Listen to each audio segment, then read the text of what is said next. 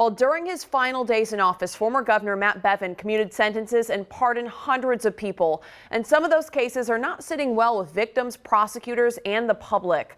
But Bevin is standing by his decisions. LEX 18's political reporter Carolina Buchek has more in today's big story at noon.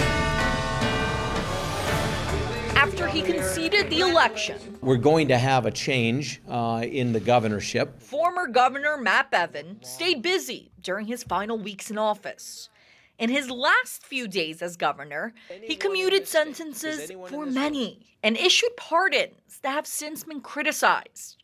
But yesterday, in an interview on Terry Miner's show on WHAS Radio in Louisville, Bevin stood by his decisions. So you wouldn't reconsider any of the pardons? Not one of them. However, Bevin has taken a lot of heat over several of those pardons.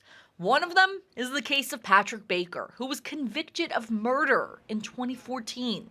In 2018, Baker's brother and sister-in-law hosted a fundraiser for Bevin, so that is now being questioned by some. But in the radio interview, Bevin said he made the pardon because he believes Baker is innocent. He was not involved in that murder. Those that are in jail were involved in that murder, as was one other individual who is not in jail for that murder and should be. Bevin also defended the pardon of Micah Schotel, who was accused of raping a girl and her sister for years. Bevin explained his pardon by saying there was no evidence of the rape happening. These girls both were examined medically. They were examined physically.